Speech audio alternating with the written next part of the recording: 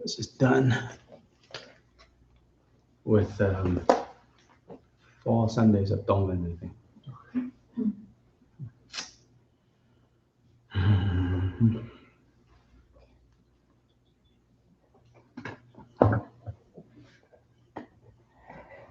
Not all of you are on Facebook.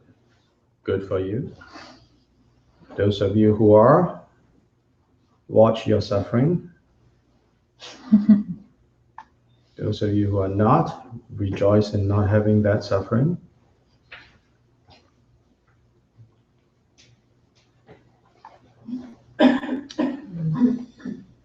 Anyway, because not all of you are on it,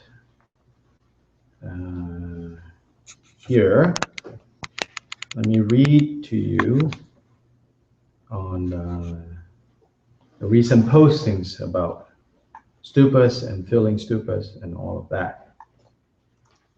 So the first one is on stupas.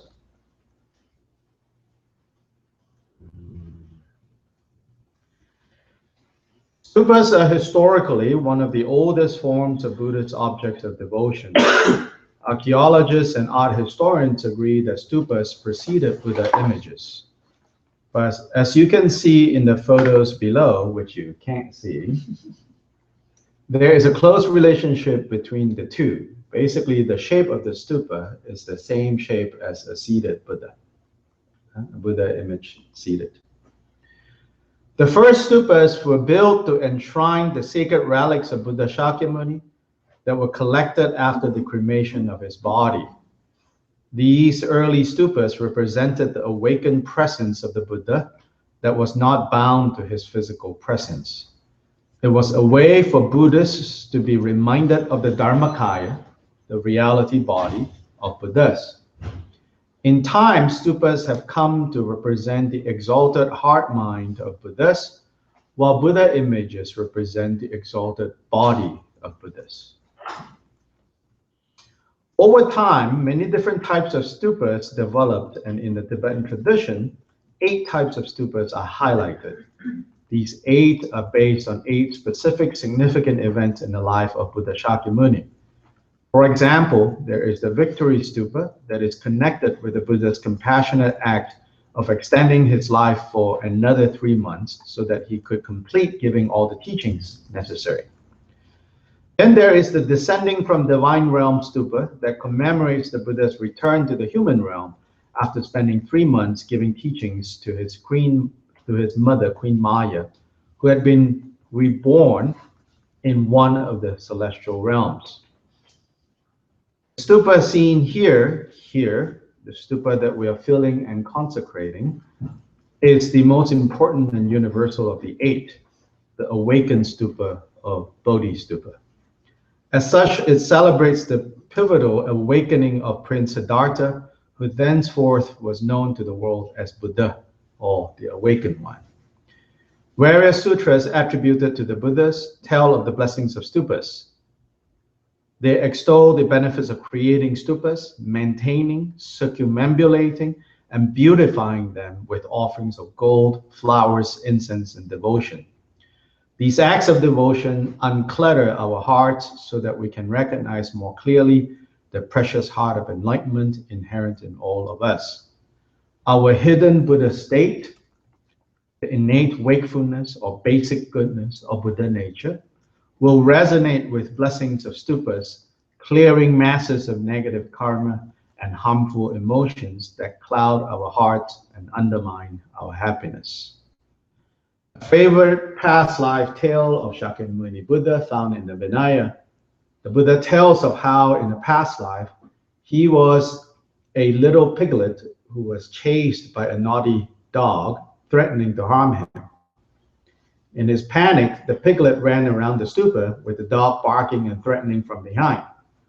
Although neither of them knew anything about what they were running around, with one of them running due to fear and the other due to desire, the Buddha said that that act of unwittingly running around a sacred stupa planted enough seeds of virtue in both him and the dog so that they were put on the path towards liberation and complete awakening. Such are the blessings of Stupas. Finally, the Avadana Sutra explains the following 10 blessings of building Stupas. One will not be reborn in the borderlands. One will be free from the suffering of poverty. One will not be born in a place or culture dominated by extreme harmful views. One will have freedom and ease. One's life will be long and stable. One obtains great power over afflictive emotions. One obtains immeasurably vast virtues. One is embraced by the compassion of all Buddhas and Bodhisattvas. One will achieve the 3 supernormal awarenesses, and one will be reborn in the Pure Lands. So that's the first posting. Second.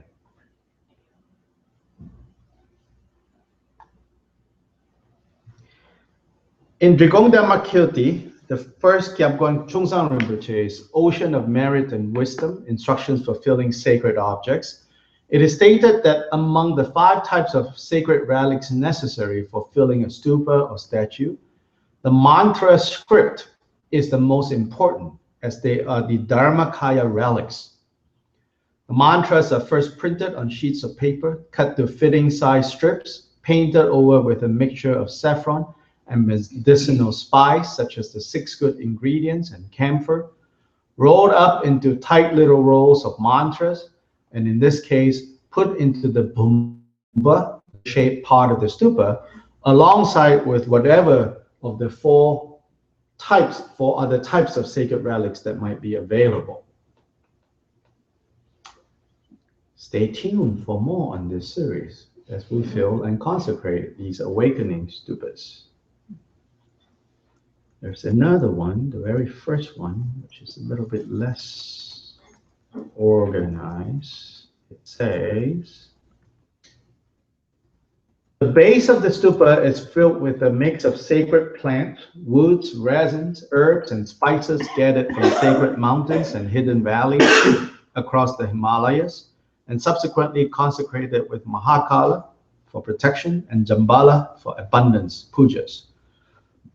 A mix of grains for the blessings of sustenance and health, and a mix of semi-precious stones such as agate, goldstone, quartz, tiger eye, carnelian, adventurin, lapis for spiritual and material wealth.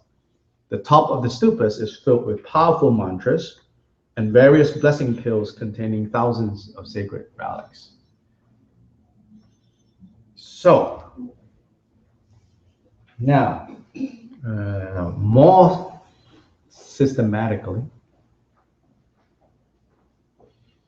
So these stupas have been cleaned first. After cleaning, the next step is after the physical cleaning of removing dirt, ordinary dirt. The next step is that they have to be cleansed of obstacles. It is said that particularly they are actually spirit entities, often mischievous spirit entities that have a liking of attaching themselves to sacred objects, particularly sacred objects that have not been consecrated yet, because it is said that that is a way for them to receive sustenance. Sort of like, think of it as, you know, an empty house. No one is occupying, so kind of spiritual squatters move in. And in this case, unlike human squatters, it's generally the case that these entities are mischievous. They are not supposed to be kind of receiving sustenance in this kind of sneaky way, but they are opportunists, so they kind of go to sacred objects that are not consecrated. And so before we fill them with things, we need to expel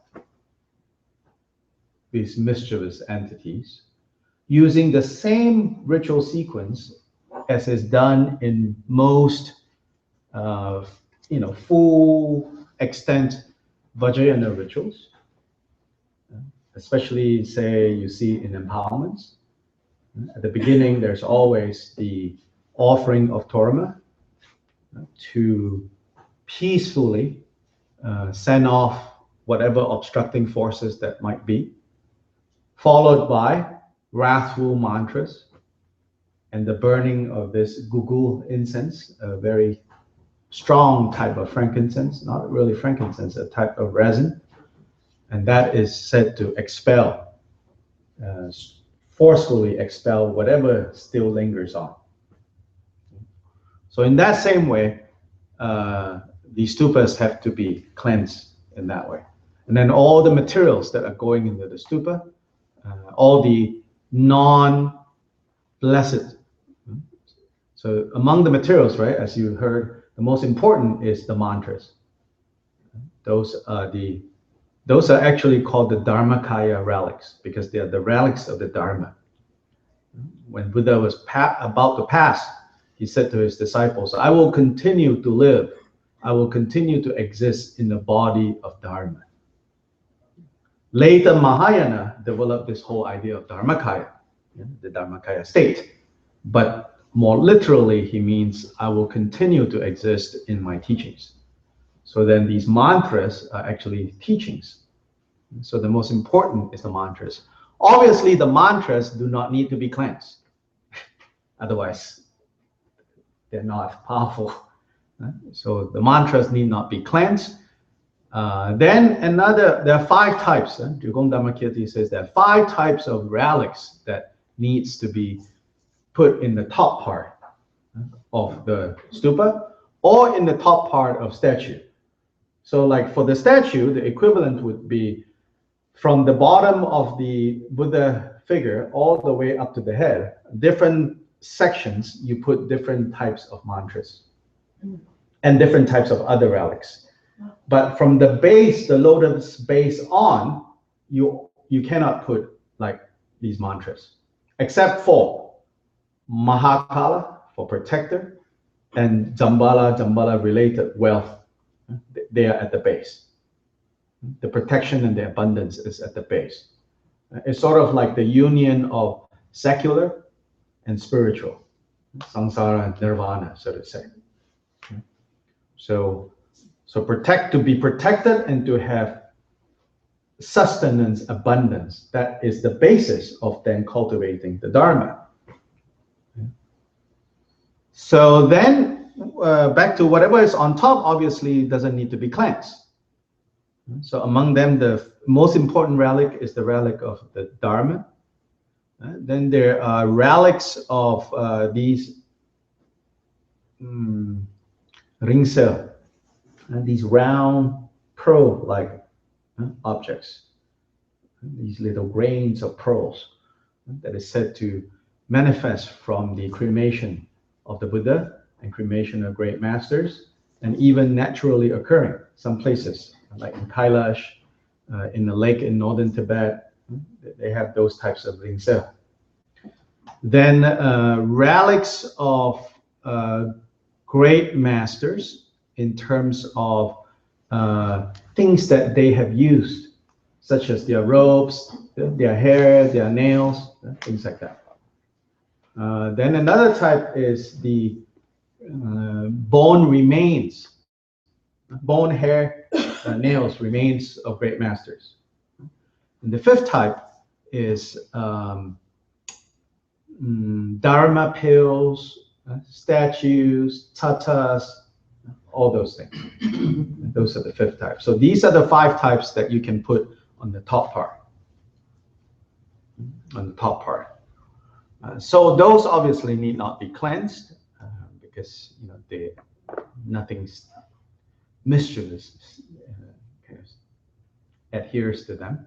But for the other things, they need to be cleansed. So tonight we will do the cleansing part. And so here you can see, laid out here are all the stupas to be filled, with the bottom part and the top part that has already been washed. So this afternoon, Linda was here washing them. And Jess also came to help.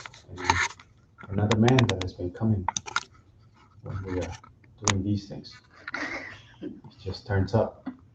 Very mysterious. So then in the center, semi-precious stones that I just ordered. Robin, Yes, sir. can you bring that box for me? I cannot remember all the semi-precious stones that I ordered. So I know there is rock quartz. That's one bag, the white clear one. Carnelian.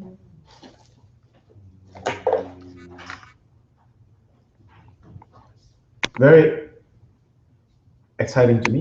Peridot, the green one. It's from where Guru Rinpoche came from. It seems to come from only that area. Lapis lazuli. Lapis lazuli chips. The blue, the third one from me is lapis lazuli. The peridot is the fourth one. Then amethyst, the second one, purple. Yes, point. And howlite turquoise. Yes, very good.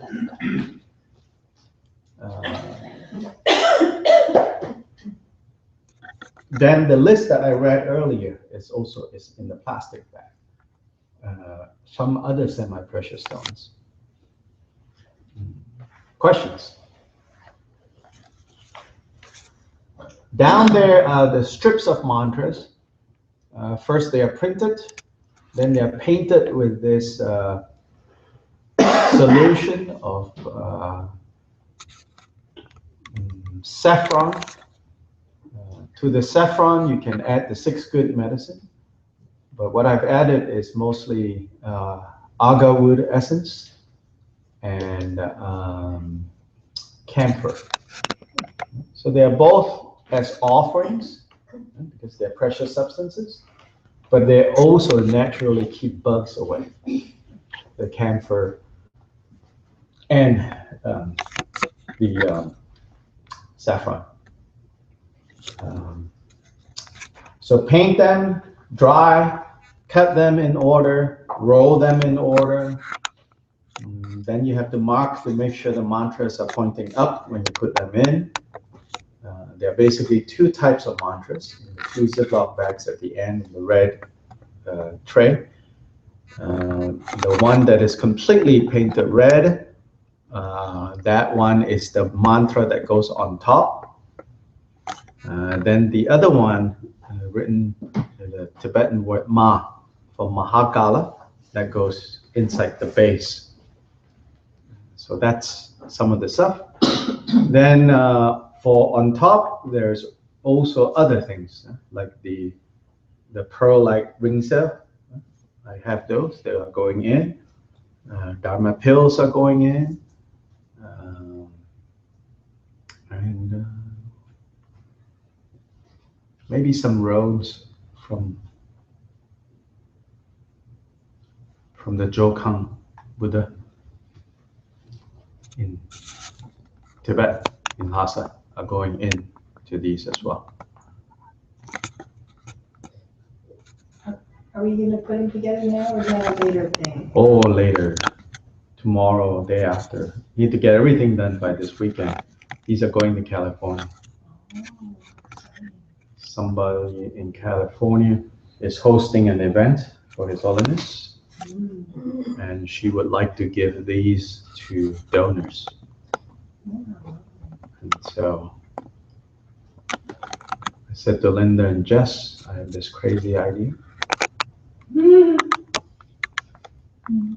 I might like to make 1,008 of these.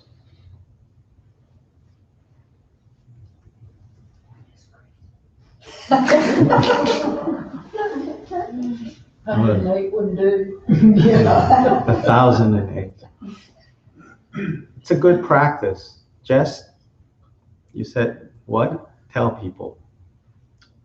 I think of all the practices that we've done here, these projects and practices have been the most meaningful and like the ones I connect with the most as a group. There's something about assembling and silently assembling the objects. Sometimes and knowing that you gossiping. can give them. Sometimes you gossip, yeah, I guess. Then But you try to watch your purify. mind, and but it's just very tangible. And then you can also give them, and it just seems. So when you're sitting doing this, you think, you know, like this is going to bless many, many people, many, many beings, wherever these stupas are. Can anybody come and help tomorrow or this weekend, or is there Yeah, set people? yeah. Anybody can come. Last Saturday, we did a bunch, rolling mantras, cutting mantras. So I need to get all of these ready.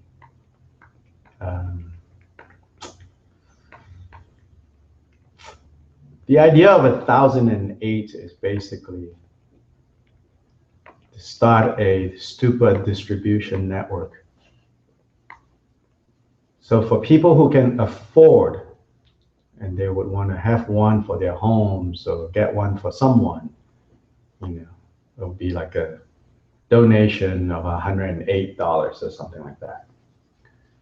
But that will go into this fund that will, you know, fund the buying and the filling of the 1,008, so that then whoever do not have the means of the $108, they say, I have $10.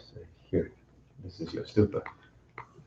Those who say, I don't even have $10. Here, this is a stupa. If you will take care of it, then we'll start a stupa distribution network. It's pretty, yeah, it's meaningful. It's pretty amazing to see them. And then just have them go all over the world. Put it on the internet and say, whoever wants, send us your address. Send us a donation if you can. But promise to put it in a good place that will bless. This is like a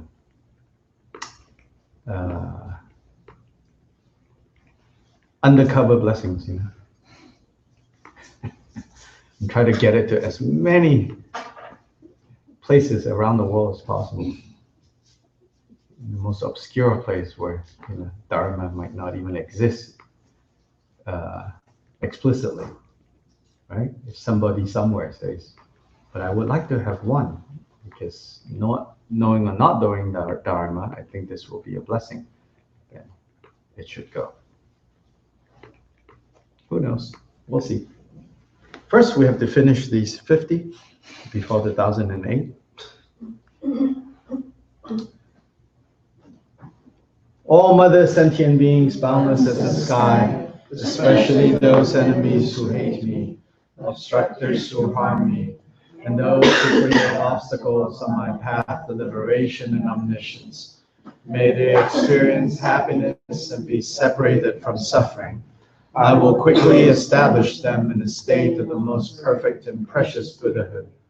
All mother sentient beings, boundless as the sky, especially those enemies who hate me, obstructors who harm me, and those who create obstacles on my path to liberation and omniscience.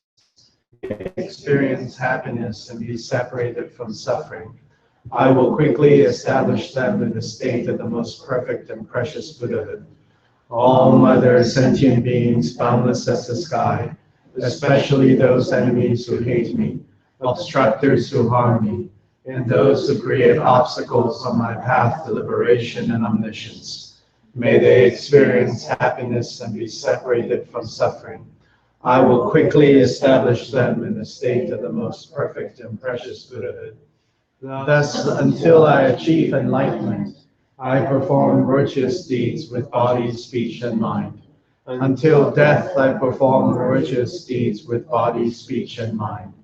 From now until this time tomorrow, I perform virtuous deeds with body, speech, and mind.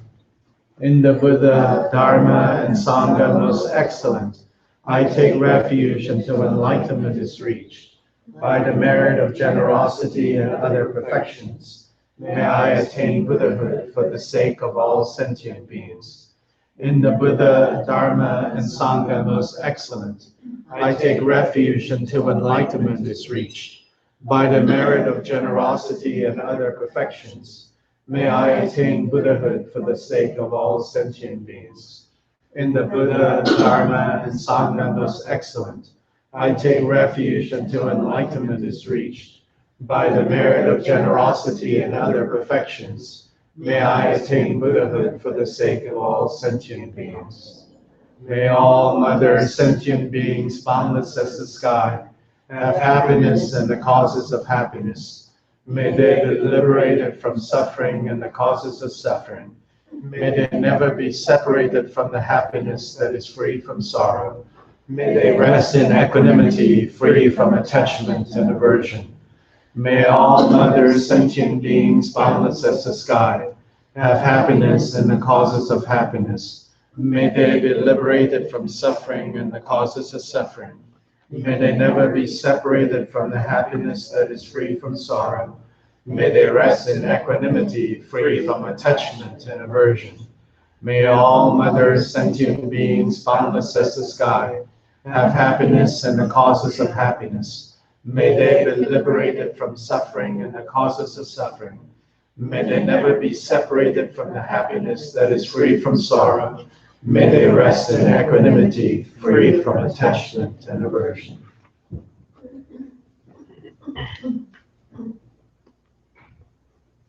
Dirk. So the next part is the offering of Dharma to remove any obstacles. Tim, Bumpa, please. So the words here says, from the state of emptiness, the syllable yum transformed into the blue mandala of wind in the shape of a bow adorned with the syllable yum on its handle. The two tips of the bow are adorned with fluttering ribbons. Above, the syllable ram turns into a blazing triangle mandala of fire adorned with the syllable ram.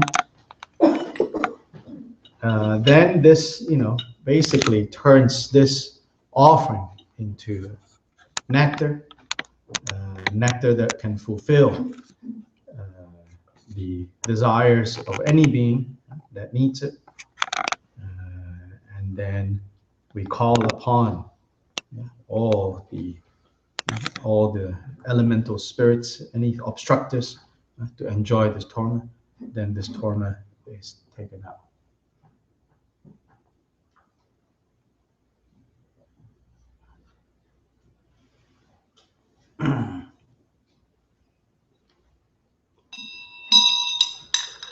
Why don't you stand up?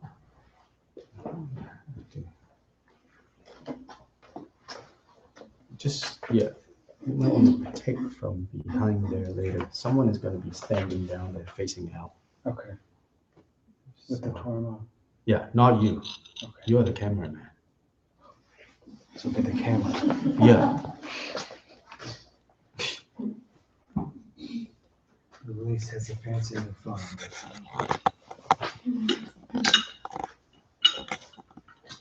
Manza Amrita Kundali Hana Hana Hom Pe Om Swabhava Shuddha Savadhama Swabhava Shuddha Hum. Linda, can you take this? Left hand forming a tripod with 3 fingers. Watch, watch, watch. Left hand forming a tripod with 3 fingers. This goes on top, or like that. This is about forehead level. And stand with your back facing me at the end of the arm.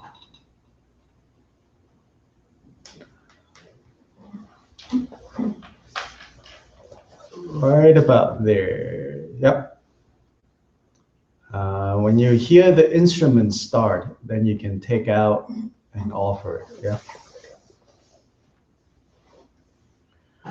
Tom Peng Hang Le Yam Le Lungi Kyugo Ngombo Zu Ye Chen Chang Sung La Yam Dan Jo Ma Ni La Yowa Padengi Tsenpa De Ten Thu Ram Le Me Kyugo Du Sun Parwa Ram Gi Tsenpa De Ten Du Kam Sun Gi Toba Pham Re Gi Ge Bu Thak Pa Nang Du Tenpa Sun Gi Ten Du 이게 아용수 규르발레 까팔라지카라 카르라 낭마레와 둠부 제바드레와랑라 템바기야 교원주기 인당냠바 대수수몰레 드주 벤드루야 다우 샤드 빌레드젠 샤다우 로르라레 라타 스르소 마타우 노두 슐레 장센사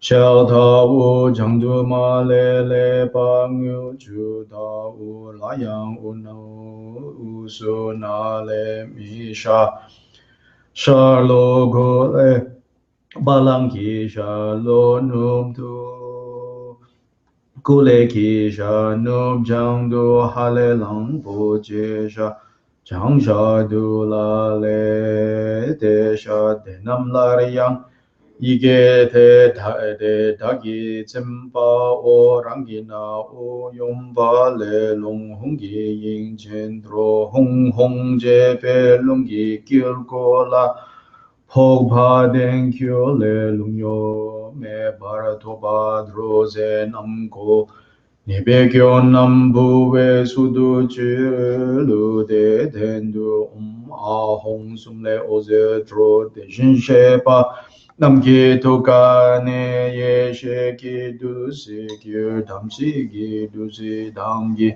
Nisu Me Padre Yeshe Ki Dusi Kyamso Chempor Gyur Om Ahong, Om Ahong, Om Ahong, Om Torodron Joju, Shinkyong Kandre Jungpo Geki Riksu Girupa Tamche Zahong Bamho, Om Kakakaya Hikahe Sarawa Yaksha Rakshasha Buddha Pisacha Chom Ummada Apasmara Dhaka Dakini Dhaya Imam Baling Grihantu Samaya Rashantu Mama Sarva Siddhimim Prachyantu Yate Bam Yate Tam Bujanta Pibhata Jigranda Matika Mata Mama Sarva Karataya Satsho Kam Vishuddhaya Sahi Hayika Bhavantu Hong Hong Pe Swaha Kakagahi Kahi Sarva Yaksha Rakshaksha Buddha Preta Pisacha Ummada Apasmara Dhaka Dakine Dhaya Imam Baling Grihantu Samaya Rakshantu Mama Sarva Siddhimim Preya Chantu Yata Evam Yate Stam Bujanda Pibata Jigrata Mati Kramata Mama Sarva Karataya Sat Sukham Vishuddhaya Sahiyaka Sahayika Bhavantu Hong Hong Pe Swaho Kakakahi Kahi Sarva Yaksha Raksha Buddha Preta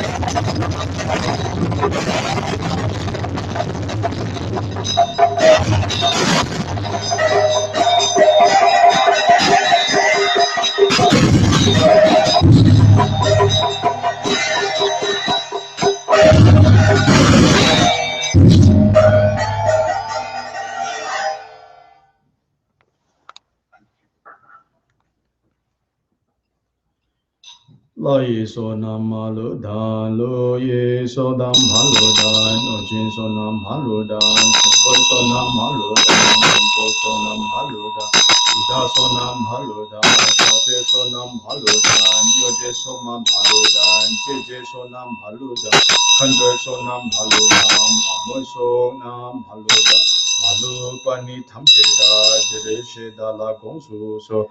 究竟多么地些了，鸟就大家口接了，你们是当王就当，飘当达当高瓦上，龙球给真昆土金是当给了苏巴耶，雷金也就达拉索，自己给达拉松，也就昆给卡真说，我们去当内南当，同当给南，给南西瓦当，米朗也把什么也。 Jiteng yempa me parazo jik den deshin lo le dan junam pyo shin cho pyo dan de le tham che dru pa dan yila do pa kun dru zo.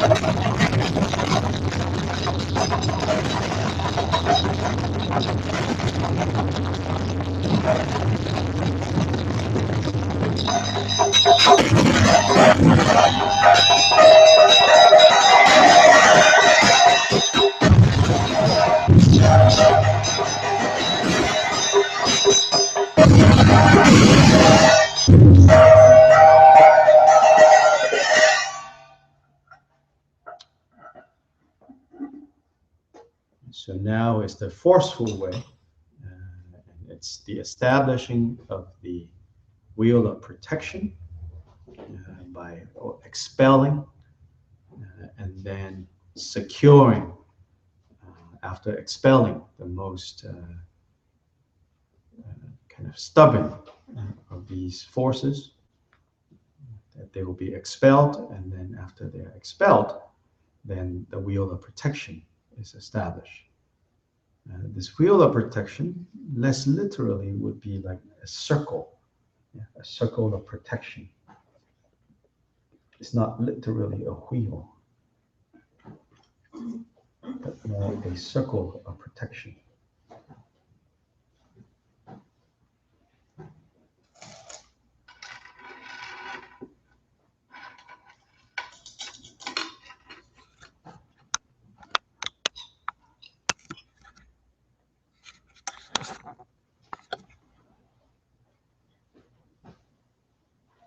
Derek, can you get me the incense holder, the little vase right in front of you?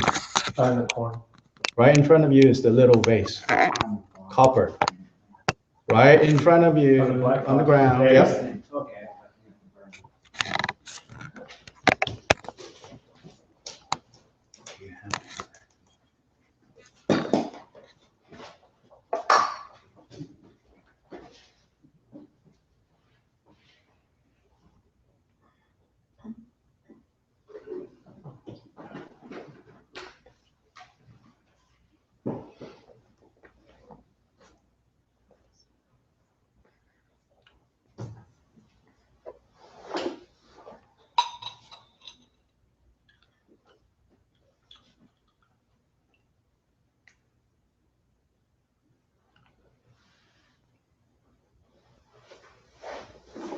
So the next part, the liturgy says, it's kind of folksy, its expression. It says, listen up,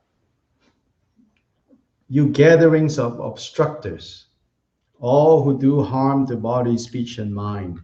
I am the glorious Vajradhara. Through setting out the wheel of protection of blazing Vajra forms, harmful influence is conquered within the three kayas. However, if you do not leave, have no doubt that you will be destroyed by the Dakinis. And then the 4 wrathful Dakini mantras are recited. And that's when they're told to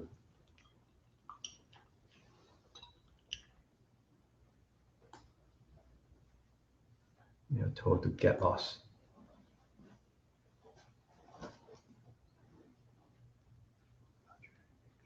Where do they go? Where do they go? I don't know. Into the flock of pigs and over the cliff, or DC, I think. away from here? Oh. Just joining the others. They join the prince. Away from here.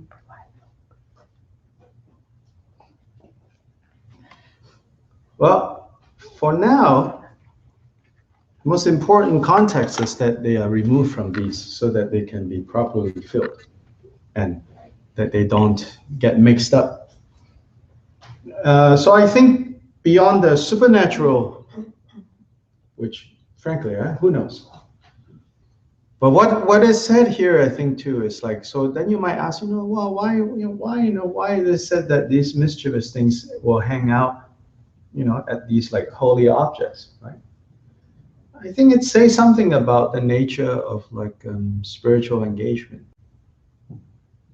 It can so easily become an excuse so that mischievous spirits hang out around sacred objects and receive illegitimate nourishment. Think about psychologically what it might be referring to. And therefore, extra vigilance, it seems silly on some level, right? If the sacred objects needs to be purified, then, but it is pointing to something that actually, I think, spirit or not, could happen, that spirituality can become kind of a place where you hide, and your mischievous spirits are illegitimately nourished. And you put the sacred object, you think, oh, I'm making offerings to the sacred objects, and they're showing my respect, my devotion, my this and that, But in fact, it says if it is not properly prepared and properly cleansed, then it carries obstacles. So we need to remove. What I think is so powerful about Buddhism and this ritual is it points to these things. Mm-hmm. I think other religions perhaps do. I'm not that familiar, but I'm not aware of this kind of thing being presented to a group of lay people. Perhaps it is, but I think not so easily available. Yeah, just the awareness of that idea is very powerful.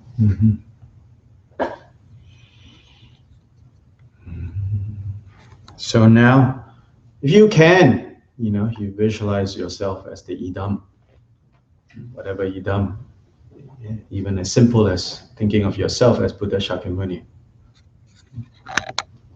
When we talk about idam, especially in Vajrayana, we tend to think, oh, some sort of fancy, many hands, many arms, or naked. Or, the best idam is Buddha Shakyamuni. He is our first reference point to what an enlightened being looks like. Everything else is kind of after that. So even just that, as Buddha Shakyamuni. And from that position, it is said we have the ability to do this forceful removal. And then the setting of the circle of protection. So then this circle of protection, it's basically bodhicitta. Buddha says, bodhicitta.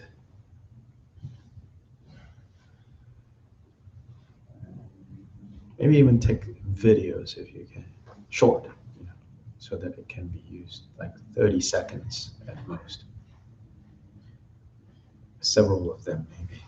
I'll be coming down actually to do all of it.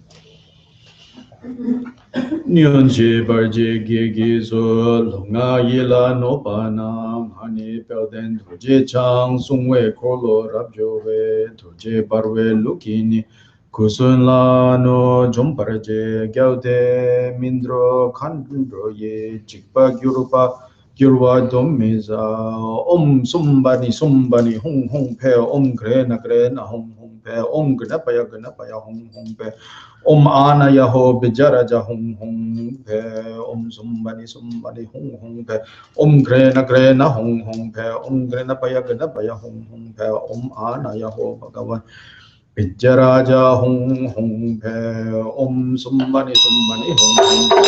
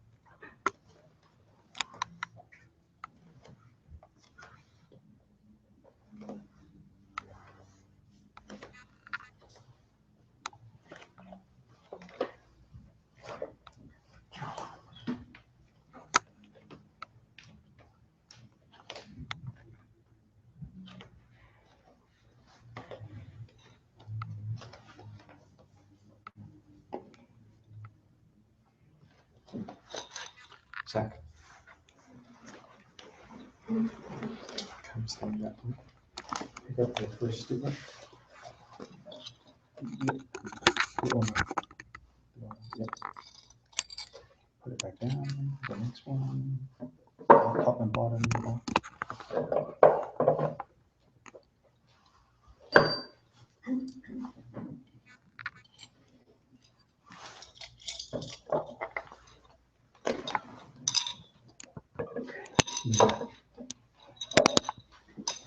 Continue. All of them needs to be there.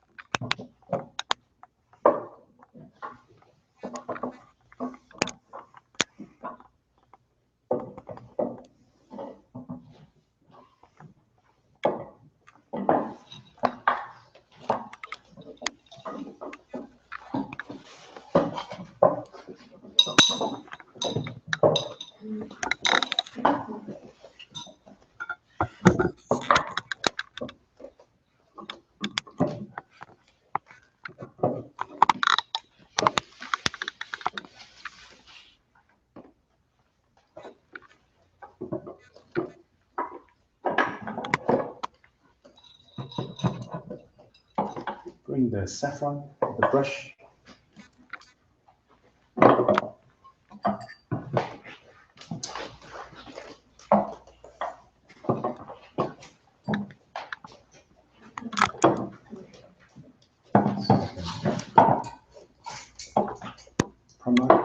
Underneath there's another brush.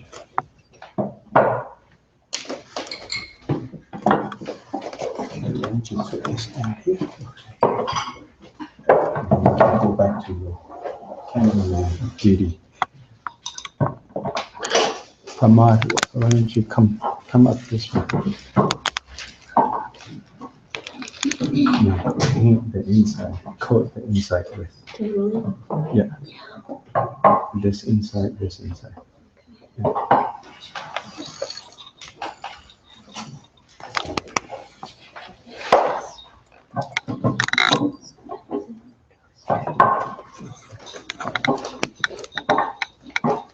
Take a brush and coat the inside with the saffron.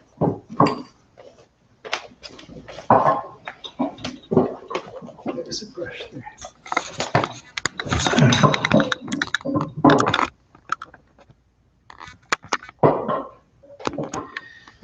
The light rays of the mantras emanate in the cardinal and intermediate directions above and below the Vajra ground, the Vajra fence, the Vajra net, Vajra tent, Vajra canopy, uninterrupted Vajra fire, and the 8 goddesses of the gates and the corners luminously appear in a single instant.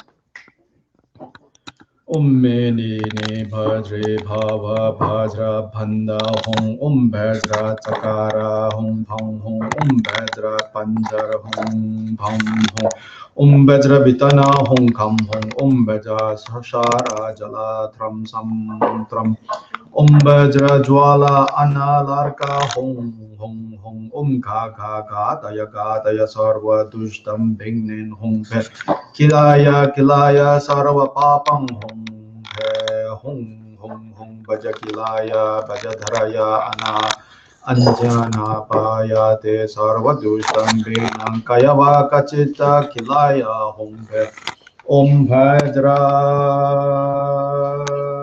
mudraga bhaja kilaya kudaya hum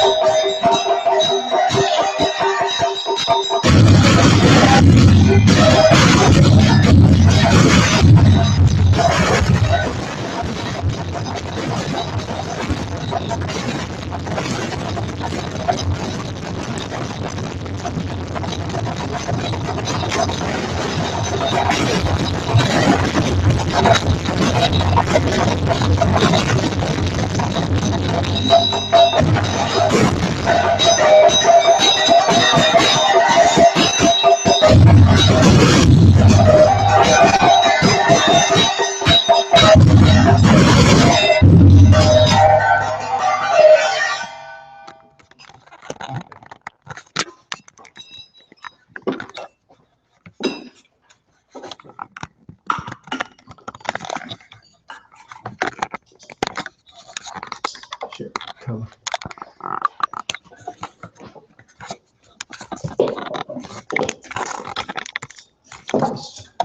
Put it inside.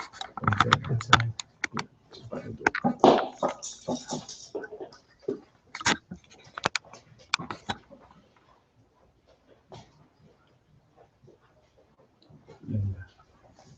Click on the inside. Then it's off.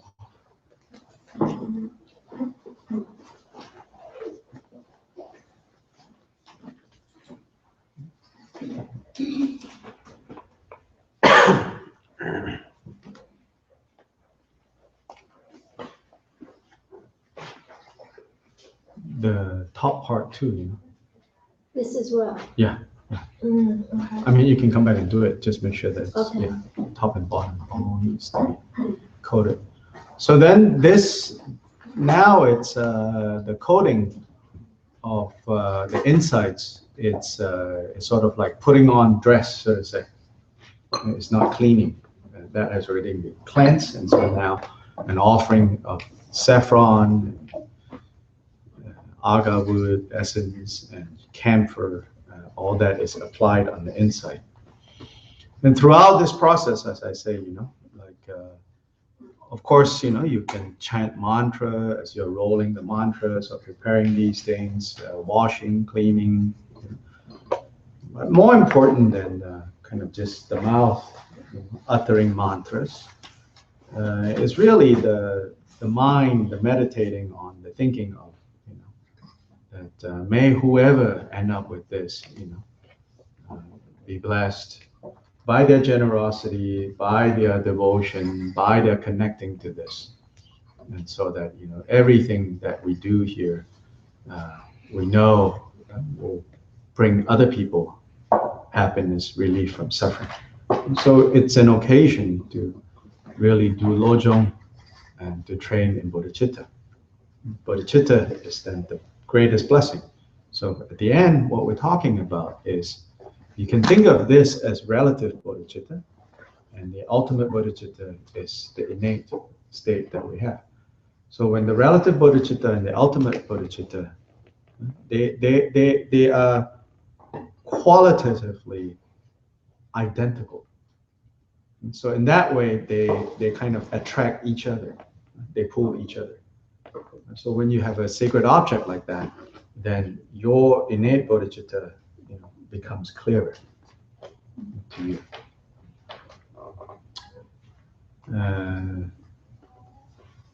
So I've been, rolling these mantras at home. When my hands are occupied with other things, then I can't. But more or less, when I'm home the last few days, it's just been rolling, and then listening to teachings, different teachings. On YouTube is endless. Just our Dewgong lamas, you can listen from morning to night, non-stop. Forget about all the other lamas, then beyond Tibetan Buddhism, all the other. So you can roll mantras, your hands. Then last night when I was giving teachings to Cusco group, I was rolling mantras. It's like knitting. You can do without much thinking. It's just this movement, and it's the, as Jess was saying, I think it's the good kind of, when our minds are not so strong in terms of meditation, this is how we train over time. Then of course, when you're rolling this, you feel a little bit shy, to be like on Netflix watching nonsense. Yeah. So then you turn on teachings, right? Yeah. And if you're going to be watching news, then maybe it's also a good time to roll. These days. Otherwise, you get all worked up, I don't think you're rejoicing in the news. There are some Buddhists that are rejoicing. I know some of them. It's kind of weird, but they are. They think, America is getting great now. But, so for those of you who don't think things are going great, if you are addicted to news, you can't get away from news, then get some mantras and roll, I'll help you to pray for your enemies.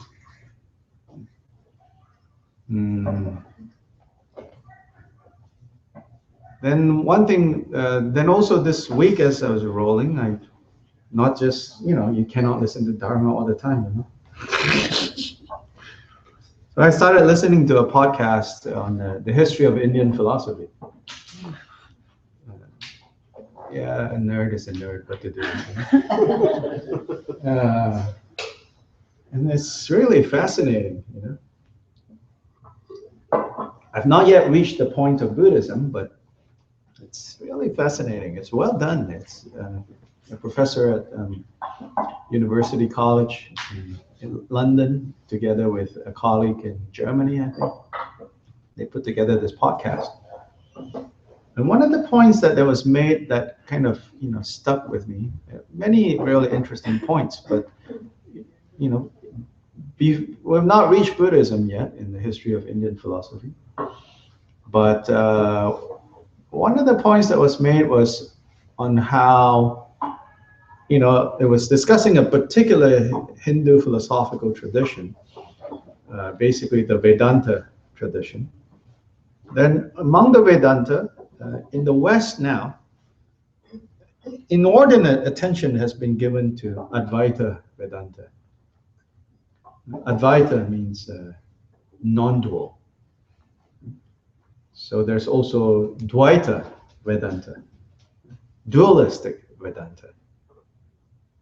I think you're probably not surprised when you hear Advaita, non-dual. Like, who would proudly declare, I'm a dualist? But in the history of Indian philosophy, and not just history, the reality of even Indian religion, there are dualist tradition that proudly declares to be so. So they are Vedanta, Vedanta, anta means the end or the culmination of the Veda. Veda are the most early sacred texts of Hindus. Precedes Buddhism by at least 1,000 years. Vedanta, the culmination of Veda, is the Upanishads.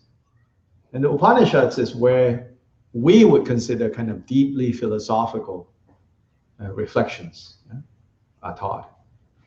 Such as thing about, you are the Atman, you are not your body. Ideas like that.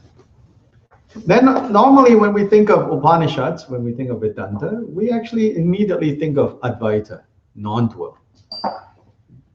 So the most famous of the non-dual philosophers is Shankara. And Shankara teaches a form of Vedanta. He interprets the Upanishads in a non-dual way, whereby he says that everything that we experience and know in this world is illusory, and hence without any reality. The only reality is the reality of Brahman, which is also identical with the Atman, the indwelling spirit. So then everything else is illusory. There's only one thing that is true. So non-dual in that sense. Or almost you could say monistic, monad, one, right? And the people who did the podcast, said, it's no coincidence that Advaita Vedanta has received a lot more attention among Western philosophers and also Westerners in general who are interested in Indian religion. He says, if you go back to criticisms of Shankara's interpretation of Vedanta, a couple of things were kind of brought up by Shankara's objectors, detractors. And one of the things that they brought up is that they say the way in which Shankara talks about there is only one thing that is real, everything else is illusory. One of the practical implications of that is that it even throws out Vedic prescribed the Veda prescribed way of life. That means a way of life where there is, all these rules and regulations, all of it. Because all of this is Maya, all of this is illusion. Right? And so they say, this undermines, the very foundation that the Veda talks about in terms of proper behavior, in terms of disciplines that you have to adopt. So what this is saying is that, and it's true that of the Dvaita and Advaita Vedanta, why is it that we non-Indians like the Advaita so much as opposed to the Dvaita? Because of how transferable Advaita is. You can kind of just say, I get the idea there's an indwelling spirit, and then all of this is just illusory, right? because it's more relevant. Now, there's nothing wrong about like, well, this is more relevant, so I'm attracted to it. But there is a danger of, this is more relevant. I can take it and distort it in whatever way I like, or even not even know, right? Because it doesn't make demands on us changing what we do that matters. So there's some time back it says, you know, there's a joke how there's a series that came out way back. It was really popular for maybe a couple of years. This guy that came up with a blog called Stuff White People Like. I don't know if you remember that. It's a blog called Stuff White People Like. And there was an entry of Stuff White People Like, which is right there, yeah, which is to convert to a religion that is not your parents. And in that entry, it also says, but God forbid if you would convert to Islam because it actually demands something of you. Whereas, you know, Hinduism, Buddhism, you know, that's just kind of like loosey-goosey. You can just make it fit your convenience, you know. But God forbid, don't convert, you know, to Islam because that would be just too much. Because it actually demands that you do something different, you know. And that's just too inconvenient. So too, in this podcast is saying, you know, that Shankara's detractors were saying, granted that, yes, according to Upanishads, everything is illusory, but the prescriptions and proscriptions of the Veda is a necessary context in which to realize the truth taught by the Upanishads. That without subjecting yourself to that kind of discipline, your ego cannot be overcome. Isn't that the same as Buddhism? Exactly. Yeah. So if you're attracted to kind of a very loosey-goosey form of Buddhism, maybe it works for you. I won't say definitely it won't work, but just be careful.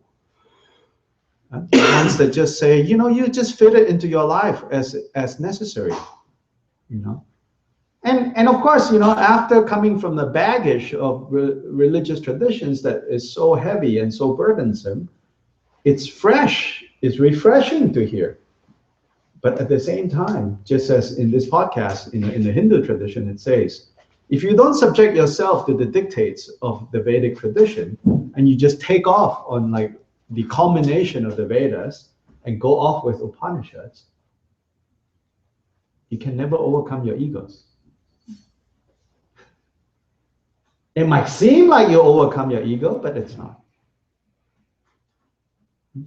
Getting in touch with myself, right? Working through my issues. The more you do that, the more. Right? The very teaching of the Buddha is to get rid of this. Me, my story, my narrative, my suffering, my this, my that, all of that, you know. But now you embrace mindfulness meditation to discover yourself, to be more true to yourself, blah, blah, blah, all of that. And that takes us back to why we need to expel obstructors before we fill them. You know, why there are things like this. Yeah, why, you know? This is just external form, but external form given by Buddhists. In a way, it's arbitrary, but in another way, it's indispensable arbitrariness. Something to overcome your ego. It cannot just be overcoming ego and miserable all the way. Yeah.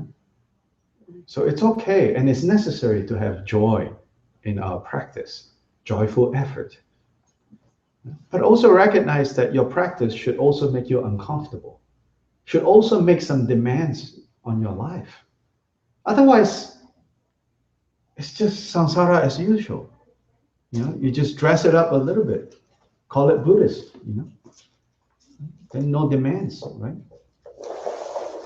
Marpa and Milarepa's case is an extreme case of someone's ego being crushed and overcome.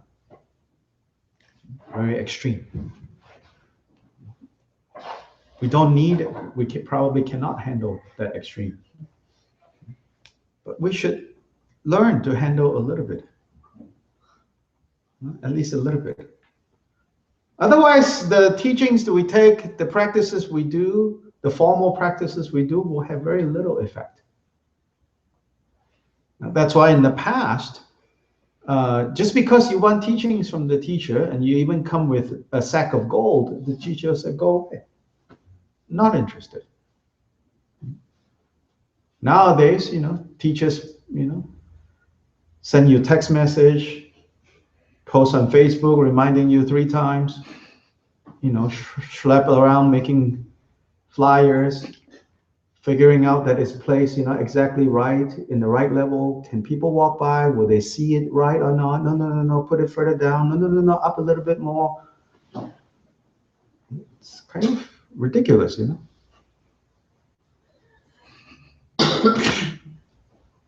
Seemingly doing some good, but if you really think about it, I'm not sure. I'm not sure it's doing any good. Recently, one of the Kempos who teach here, Kempo Sutram, on his Facebook, he declared, we'll see if it happens. He declared that he will be done with Facebook very soon. That's a different issue. I'm not discussing that issue. But one of the points he made, he said, what Westerners call spirituality and what we in Tibetans Tibetans call experience, literally, is nyam. Taking into one's experience, practice, nyam sulempa, nyam. So he says, what you guys call spirituality and what we call nyam, experience. He says, yeah, technology is great, but he says technology cannot deliver that. So he says, technology cannot deliver that. Whatever you think you're getting, maybe a little bit you'll get it. But if you really want to get it, he says, go to someone where you are and learn from them. And he says, if you can, then come to where I am. Make that effort. So he doesn't say beyond that, but I can add to say, yeah, come. And whatever you can get when you come, that's probably enough. If you actually put into practice. Trouble is we don't. We just like collecting information. We don't. All of us, especially myself, have received enough stuff already. But just not much actually having the experience. Nyam. So be careful, with our spiritual sacred objects, with our spiritual practice. Easily, these mischievous obstructors will come and take residence. Then we think we are making offerings to them. We think we're serving the true objects of refuge, when unwittingly we could be feeding illegitimate, mischievous spirits, masquerading, hiding under stupas. So you have been fumigated as well.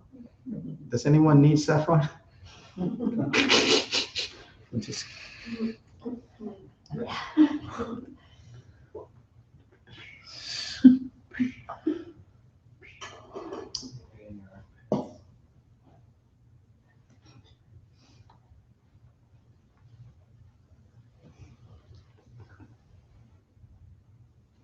What's the fivefold path? Bodhicitta. Good. You're off the hook. Let's get someone else to Guru Yoga, Guru devotion, natural state. That's already done. Sorry. And finally, dedication. Yes. Jess, what are the 5? Nobody else? Bodhicitta, Bodhicitta, the Yidam, Idam, Guru Yoga, devotion, Mahamudra, natural state. They're all Mahamudra. And then, and then dedication. Dedication. Okay. So this is the Dewgong style of teaching and practicing Mahamudra. Often Mahamudra seems to refer only to the 4th, what we call the natural state, Mahamudra. But the style that Dewgong teaches, Mahamudra, says you should also employ the other 4. Now, of course, people who focus on the 4th will say you can't get to the 4th without these other 4. But the way the Dewgong tradition teaches this, and this is where I would say I have not, my of course exposure to Dewgong is, maybe more than yours, but by no means, better than a lot of people, by no means. But of the ones that I have come across so far, when they talk about the fivefold path, when they discuss the other 4, I don't get a sense how the other 4 is explained in Mahamudra terms. More often they give the regular terms of explaining the other 4. Bodhicitta, and then Idam practice, and then devotion practice, and dedication practice. Not explicitly kind of showing or giving an understanding to these 4 from a Mahamudra perspective. So we want to pay attention to that. Right? So very briefly, as I said last week, so let's review this again. So it's technically, if we want to be more precise about what we're talking about, it's not just bodhicitta. In Tibetan, it's say bodhicitta Mahamudra, then idam Mahamudra, then devotion Mahamudra, then natural state Mahamudra, then dedication Mahamudra. So it has to mean something, that it is bodhicitta Mahamudra. Meaning then it's Mahamudra, the great seal, appearing as bodhicitta in the aspect of bodhicitta. Then the great seal, right, that principle of the great seal, as it manifests in the context of idam practice. The great seal as it manifests in the context of devotion practice. The great seal as it manifests, as it is experienced, as it is encountered in the natural state practice. And the great seal as it is experienced in the dedication context. Okay. So then, in order to kind of get, okay, so how does the great seal, how does the principle of the great seal turn up in all these 5? Then first we need to know what are the characteristics of great seal, of Mahamudra, which is what Mahamudra means. What is the characteristic of great seal? So great and seal. Great in the sense that, not like, ooh, so great. Great in the sense of that it's pervasive, that it applies to every single aspect in samsara and nirvana, doesn't escape the seal. That's why it's great. That it applies to every single phenomena both in samsara and nirvana.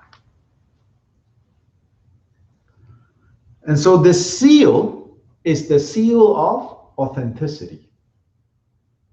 In other words, the truth, the great truth, the great reality, the great authenticator. It is true. Then what is it? What is the content? When we speak of the content, it's slightly different depending again on context, but the same principle. So if we think in terms of when you have an experience, when you experience something, whether you see something, you smell something, you taste something, you touch something, you hear something, or you think of something, or all the six senses, right? When a sense experience happens, right, you can say that there is the objective end of the experience and there is the subjective end of the experience, right? The objective end of the experience would be the physical form. The subjective end of the experience would be the mind that does the perceiving. So then when we say, what is this great seal principle on the end of the objective realm? Then it is the union of what and what? The inseparability of what and what? Wisdom and compassion. Objective end of things, how can it be that? Right? Think. Objective end of things. Appearance and emptiness. Right? Because on sense objects are all appearances. Appearance means sense objects.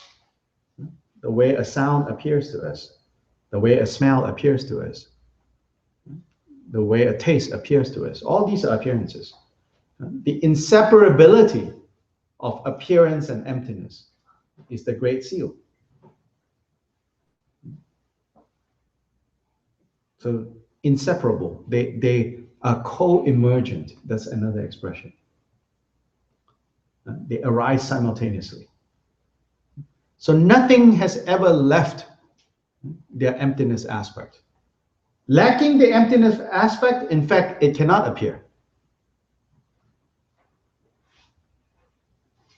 Because nothing appears unless it's out of it.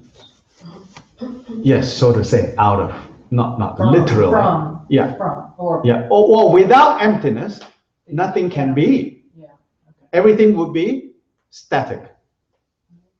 Nothing can come into being. Everything will be stuck. That's actually the Buddhist understanding of what eternal means. Buddhists are like, these people have no idea. They're hoping for eternity. Eternity means like stuck forever. Nothing can happen in eternity. So with full confidence and not lying and not being like a smart ass, when Jehovah's Witnesses come and ask you about, are you interested in eternal life? You can sincerely say, no, thank you. Shut the door, Like, no, really. No, really. Not being snarky here, but no. You have no idea what that means. Yeah? Eternity. That means Groundhog Day, the movie. We do it over and over and over. Yeah, because that's the phenomena that's going on, right? So to be eternal means that will not stop. It means this will not stop. It means if you happen to find yourself eating spaghetti, you are stuck for eternity eating spaghetti when eternity occurs. So really Buddhists are not interested in eternity. Because we say, you guys who are have not thought through.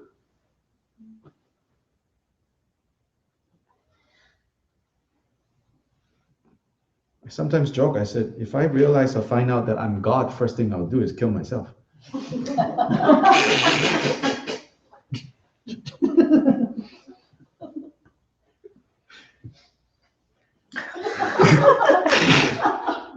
I know it's a little bit perverse, but sometimes when you're rolling mantras, you think things, you know.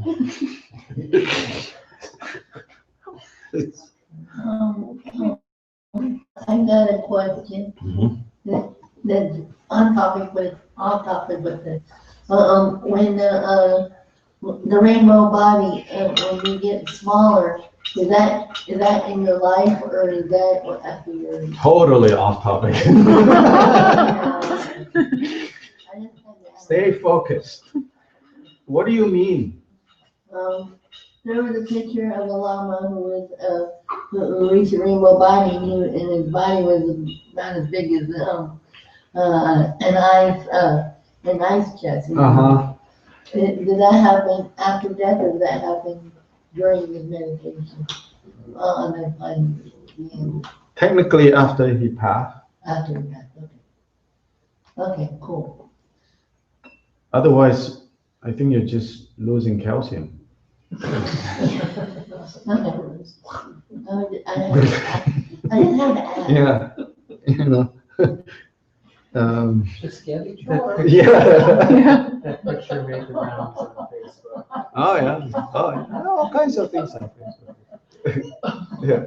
Okay, Buddhist question. I'm not laughing at your question. It's a great question. We're glad to hear the answer too. Yeah. So on the objective end, the principle of the Great Seal is the inseparability of appearance and emptiness. Now on the subjective end, somebody else, inseparability of what?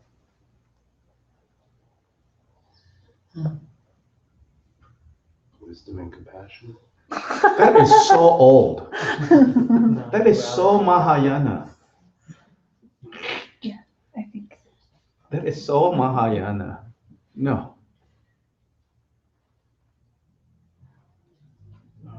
Think, don't just give me words, okay? On the subjective end, so we already said subjective end is what? Wisdom, it's perception, so it's got to do with wisdom the way you know, no wisdom. Okay. More basic than that. Samsara and This is where it really is. Subjective end? Oh, subjective. perception of Clarity. Luminosity. Yeah. Well, clarity what? What is clarity? What is luminosity? Yeah, I know, they are synonyms. but what is clarity and luminosity? Awareness and awareness and inseparability of awareness and emptiness. Emptiness. Empty and yet aware. Yeah. Empty and aware.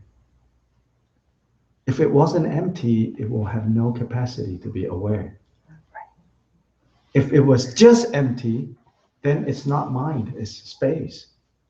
Just empty, no awareness. Say the first of that sentence again. Just repeat. If it wasn't empty, it has no capacity to know, to be aware, to know, to be aware. And if it was only emptiness, then it is not mind, it's just space.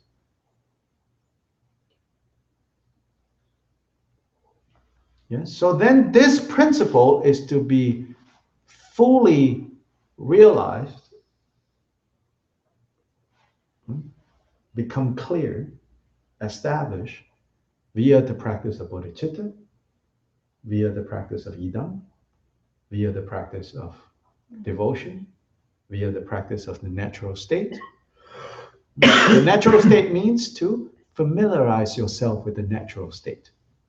So our pebble practice is part of natural state training, meditating on the pebble. And then finally, this principle is to be actualized, exercised, practiced by way of dedication. Well, aren't these principles embodied in Yidam practice? Yes, Anyway? yes, but not brought out clearly. In the Yidam style, there's a lot of other things going on. Yeah. Yeah. Yeah.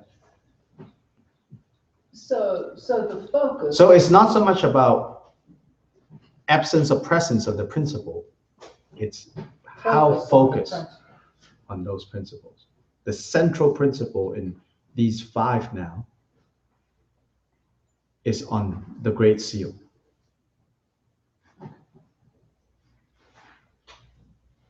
In the Dewgong tradition, do they focus on them kind of one by one? Do we? Is it one by one, or like would I be working on one of those at a time for a while to try to, kind of like the. Yeah, insofar as a formal practice, Okay.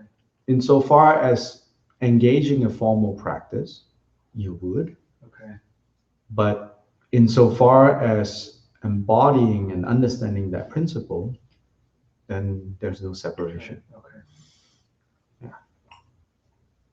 So eventually we have some text that we're going to kind of anchor this on. And in terms of that, you go through the whole text in one session, but you find the one that you are focusing on.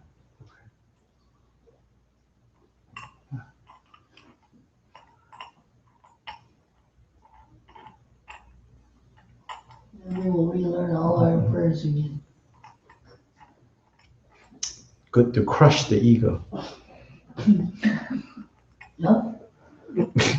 I can relearn it, which is a good thing. Yeah, so this is the fivefold path, so for example, like in a way you could say that the realizations, the stability, the understanding that arises from bodhicitta, the first of the 5, is that which becomes the idam.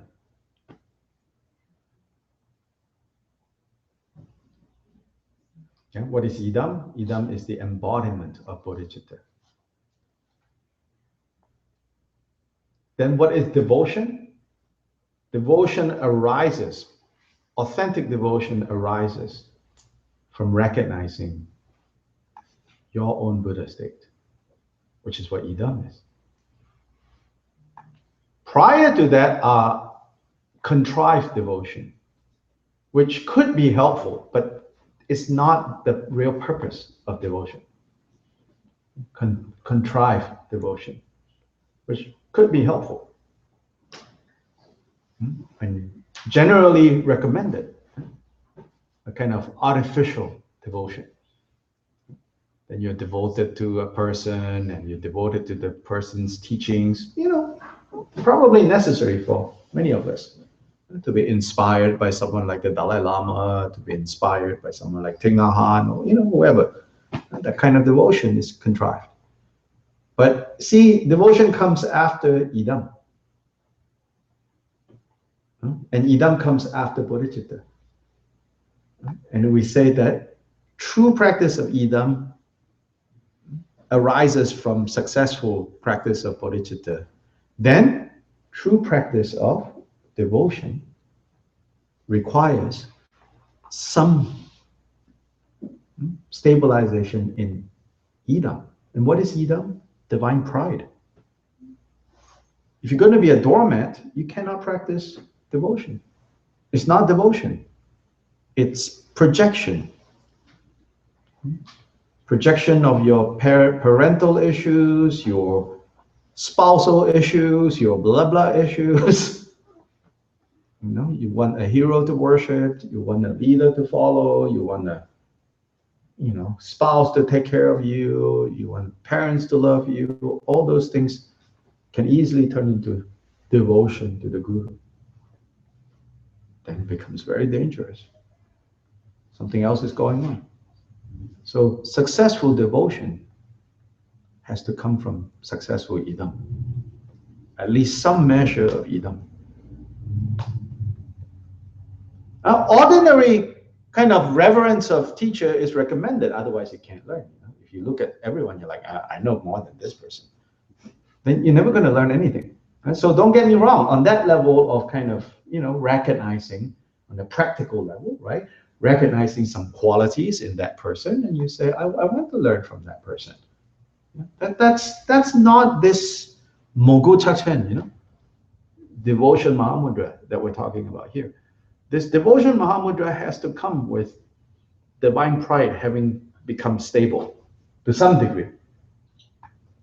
Then successful devotion in the Mahamudra context is the only way to succeed in the natural state. So Jiten Sungun says that when Mahamudra, and here he means natural state Mahamudra, he says when Mahamudra is finally realized, it is only and entirely realized through the welling up of devotion. Weird. He says that. Then many of us want that very much, Then we jump ahead and we, grovel ourselves in front of gurus. Then we think that is devotion. Then we think I'm getting very close to realizing Mahamudra because it feels so nice to be around the teacher. Then the teacher forgets to smile at you for one day, then you're in the hell realm.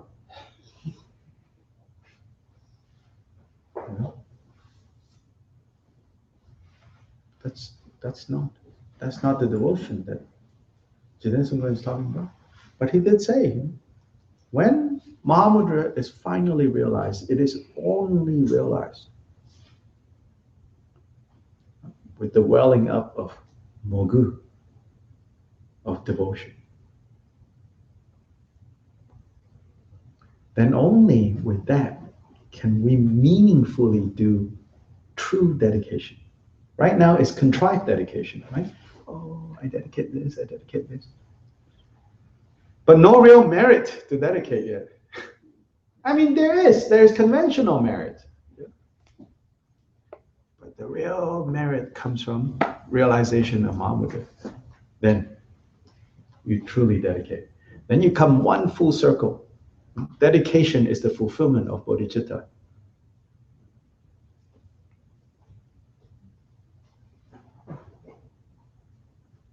So it's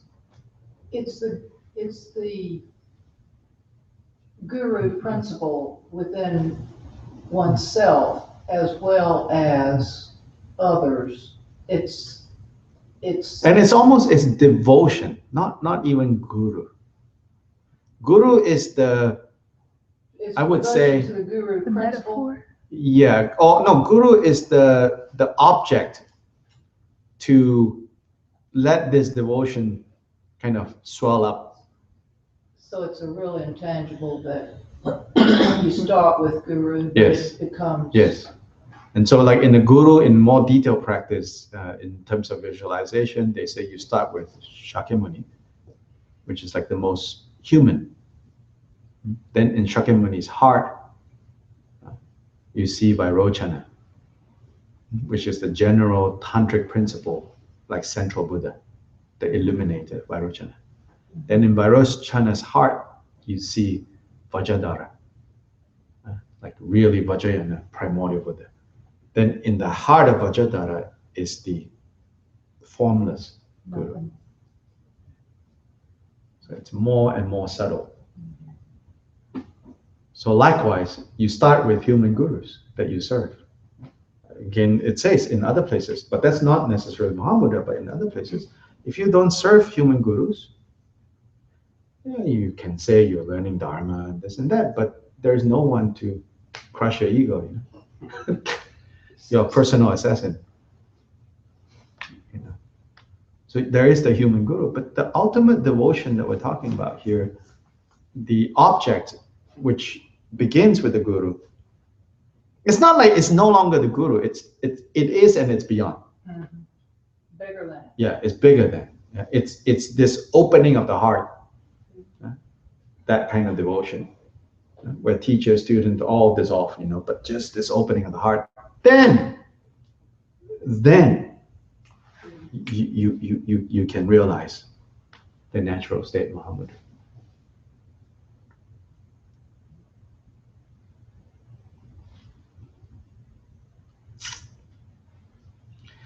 Yeah.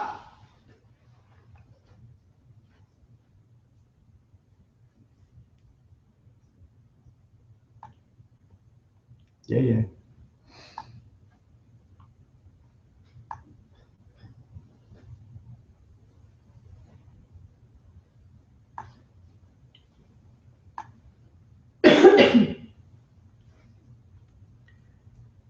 So let's do dedication. 142.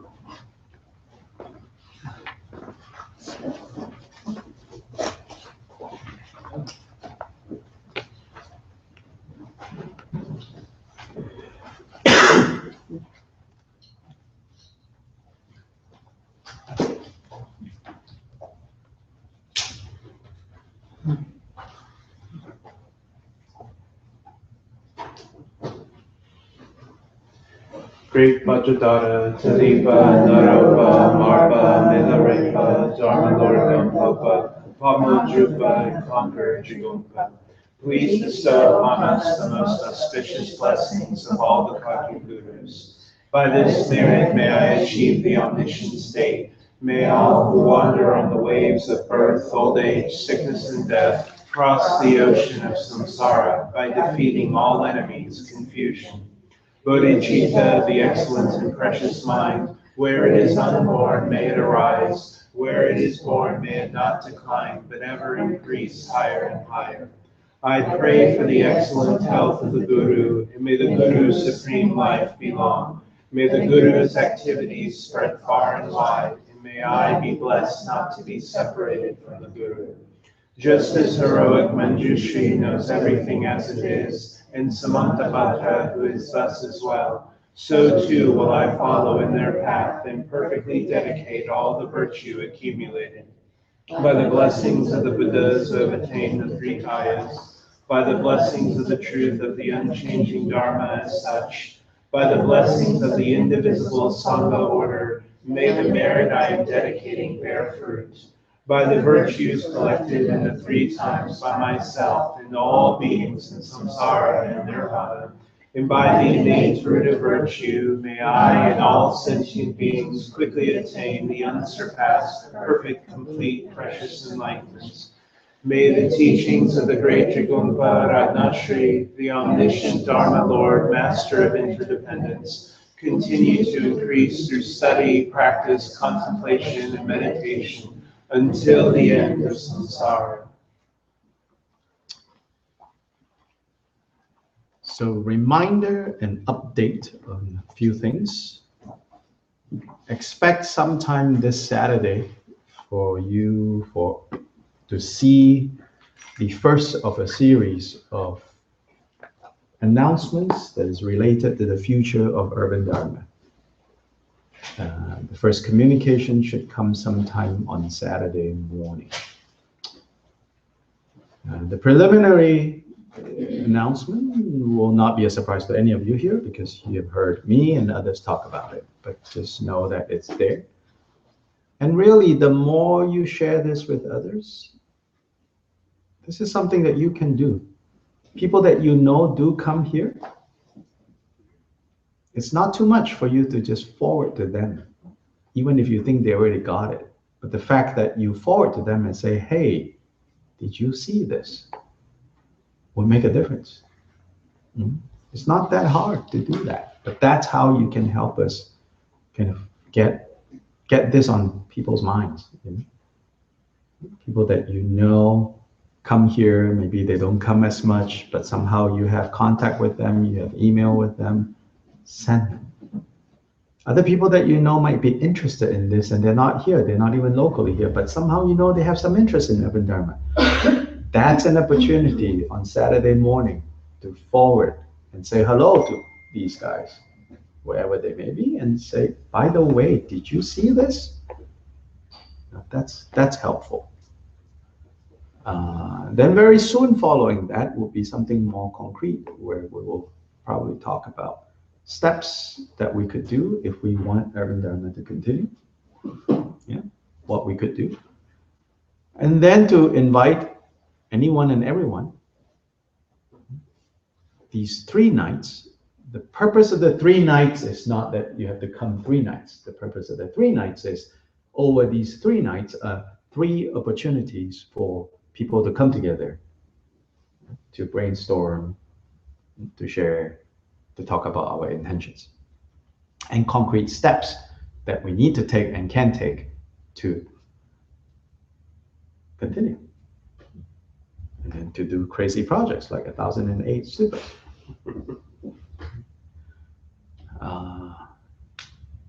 Maybe I should actually just make it, a ridiculous promise. If we continue, I will make the 1008 Stupas.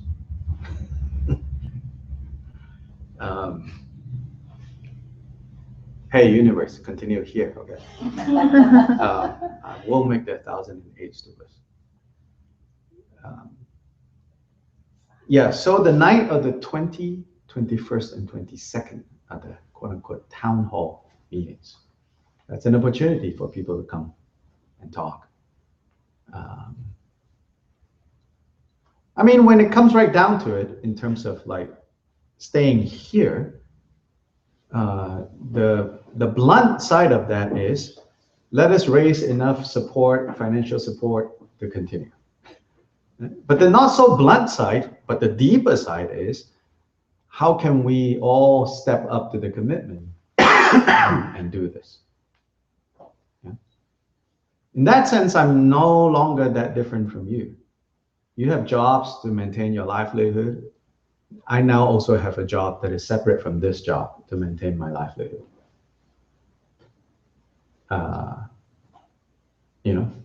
Not so different anymore. So I have to run my livelihood, but I'm also giving, the rest of my time here. I don't expect you to give the rest of your time other than running your livelihood here. But I think we need a little bit more. Then. But I'm giving basically the rest of my life to this, other than taking care of my livelihood. My livelihood is simple. I'm just me. You all have other responsibilities. But that week of the 20th till the end is going to be a very busy week. I hope you can plan for it and do as much as. It's a very busy and crucial week. Crucial for this issue, but also it coincides with, maybe this is a good sign. We will see. If this doesn't help us, then maybe we don't have enough energy to bring the causes and conditions together. Because the regent of the Dewgong lineage, the head of the Dewgong lineage has already been here. So the interim head, one of these days, he's going to come. He's in his mid-30s. He's not that old, which is designed that way so that, he will live long enough to recognize our holiness when he's reborn, and to train and to pass on. So he'll be here. I'm coming back on the 19th together with him from Arizona.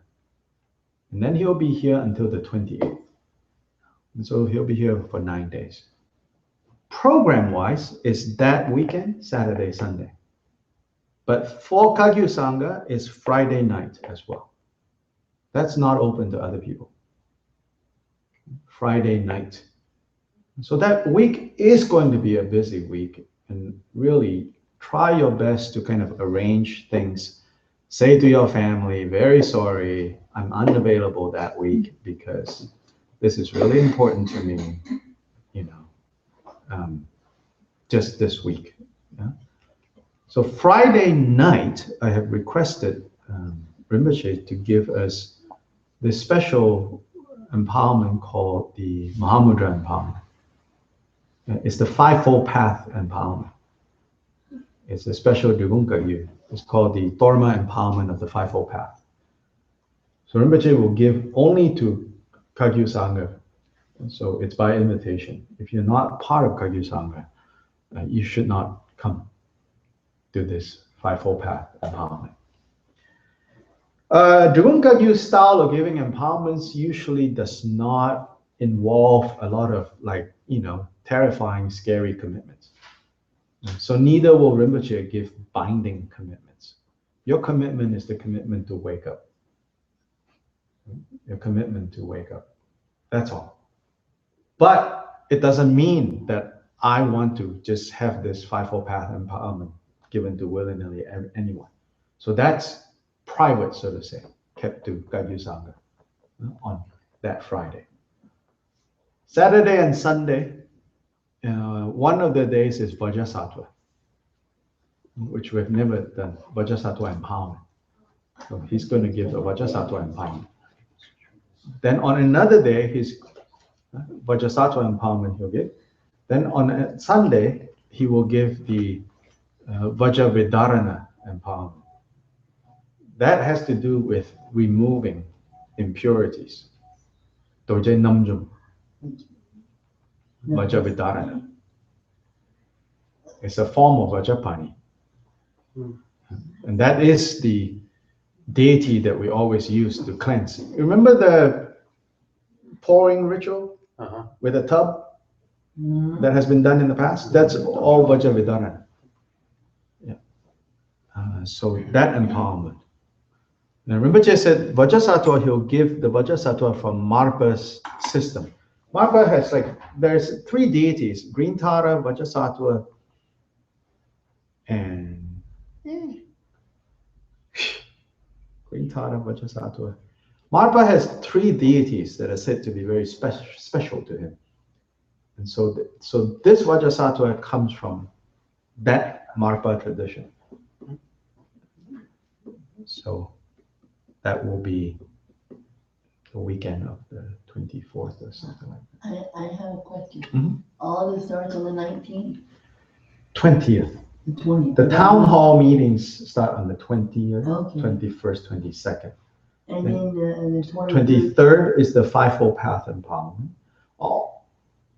And then the 24th and 25th? It's the Vajrasattva and Vajravidarana, and those things you'll get emails. Okay. I didn't know that because there hasn't been 20. The only thing you will not get through an email public announcement is that Friday Okay. Mahamudra empowerment. I will definitely come back. Yeah. Okay. Sorry. 23rd, right? 23rd, the Friday. But the Mahamudra empowerment. I'll definitely come. Bill's not here tonight, and I wanted to ask about the information you were going to hand out in regards to bullets on what to say. Talking point, yeah, that will come very soon. That will come very soon. I have an opportunity Saturday to address a lot of people. Contact Bill directly. Email. I haven't heard back. He's out of town. Yeah, you can email him. I did. Yeah, we're trying our best. If he cannot answer, that means he's stuck with something. Oh, no. Yeah. I just wondered if that process had been approved yet. No. I mean, if it has, why would we not share it? Yeah, it has Because not. It might have happened today. That's why I'm asking. What? Because it might have happened today. No, we don't have it. Okay. We don't have it. All right. So- Because I didn't believe it might have, so Yeah. I was just asking. No, we don't have it. If we have it, we would share. I mean, we want to, but we all are quite limited.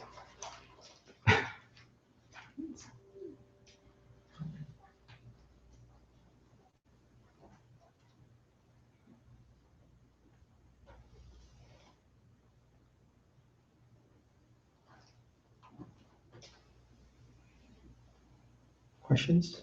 What time the one on Friday start? We don't know yet.